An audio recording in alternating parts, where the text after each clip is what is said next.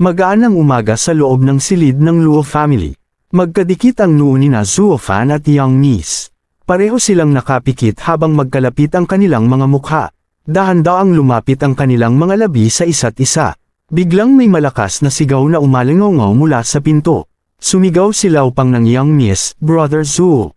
Nagulat si Young Miss at biglang napadilat. Nanlaki ang kanyang mga mata at napabuka ang bibig sa gulat. Dahan-daang damilat si Zuo Fan at tumingin sa pinto. Mabilis na sumigaw si Lao Pang ulit ng Brother Zuo.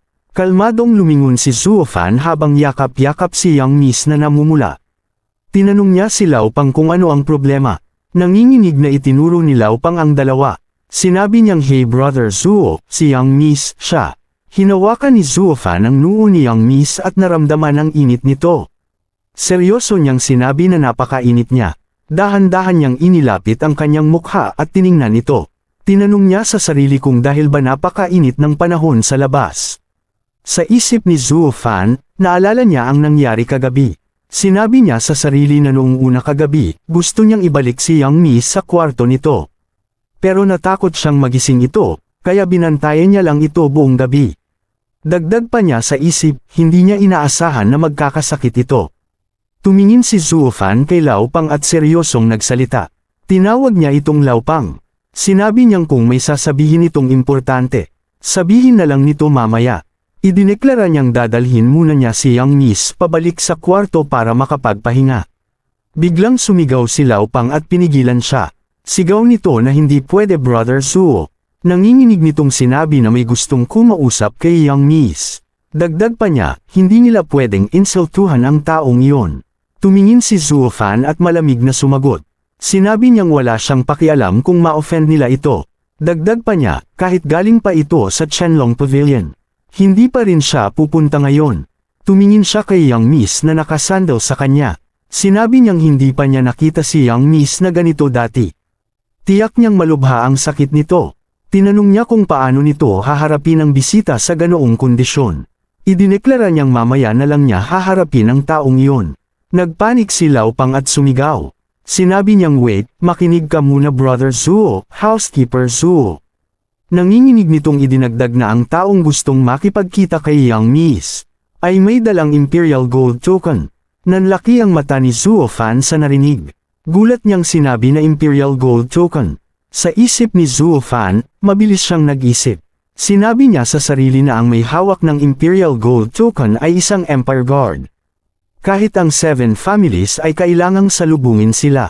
Kung hindi, ito ay krimen ng pagtanggi sa utos at kawalan ng respeto sa Emperor. Naalala niya na may kaso noon na may taong ininsulto ang tauhan nito at pinatay. Sa isip niya, sinabi niyang sa tingin niya ay dahil ito sa nangyari kahapon. Tumingin si Zuo Fan kay Lao Pang at seryosong nagutos. Sinabi niyang Lao Pang, sabihin mo sa kanya. Dagdag pa niya, hindi nito gagalawin ang kanilang pamilya. Idineklara niyang hindi maganda ang pakiramdam ni Young Miss ngayon. Inutusan niyang sabihin na bumalik na lang ito bukas. Nanlaki ang mata ni Lao Pang at napasigaw. Sinabi niyang what? Nanginginig nitong sinabi na utos ito mismo mula sa Emperor. Tinanong niya kung gusto ba talaga ni Zuo Fan na sabihin dito na bumalik bukas. Ngumiti si Zuo Fan at kalmadong nag-isip. Sa isip niya, sinabi niyang sigurado siyang utos ito galing kay Fatty. Dagdag pa niya, mabait ang puso ni Fatty. Hindi ito papatay ng inosenteng tao. Seryoso niyang sinigawan si Lao Pang. Inutusan niya itong gawin ang sinabi niya ngayon din. Biglang may malakas na boses na pumihil sa kanila. Sumigaw si Young Miss ng wait. Namumula ang mukha nito habang pilit na tumatayo. Sinabi niyang sabihin sa tao na maghintay muna sandali. Dagdag pa niya, maghahanda muna siya. Nagulat si Lao Pang at agad na yumuko. Magalang nitong sinabi na yes, Young Miss. Sa isip ni Lao Pang, napabuntong hininga siya. Sinabi niya sa sarili na kung hindi nagising si Young Miss, susunod sana siya sa sinabi ni Brother Zuo. Dagdag pa niya, hindi niya alam kung gaano kalaki ang magiging gulo mamaya. Sinabi niya sa isip na ang housekeeper ng Luo family ay talagang walang kinatatakutan. Kahit lagi niyang sinusunod ang utos nito, lagi pa rin siyang natatakot. Nagtaka si Zuo Fan habang nakatingin kay Young Miss. Sa isip niya, nagtaka siya kung paano ito biglang nagising. Samantalang malubha pa ang sakit nito kanina. Tinanong niya ang sarili kung hindi ba ito nawalan ng malay. Dahan-daang lumingon si Young Miss at tinawag siya. Mahina nitong sinabi na Zuo Fan. Pagkatapos ay seryoso itong tumingin. Tinanong niya kung paano ito makakapagsalita ng padalos-dalos. Dagdag pa niya, paano nito basta nalang iinsultuhin ang Imperial Family. Namumula ang mukha ni Young Miss habang nakatingin kay Zuo Fan. Sinabi niyang talagang hindi niya maintindihan.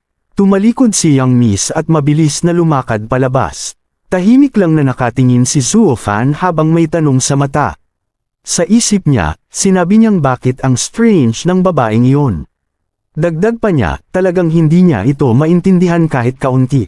Lumipat ang eksena sa living room ng Luo family. Maliwanag ang silid at tahimik ang paligid. Dahan-daang pumasok si Zuo Fan sa loob. Napansin niya agad ang isang lalaking nakatayo sa gitna. Nakasuot ito ng gray na damit ng Imperial official at may maliit na sombrero.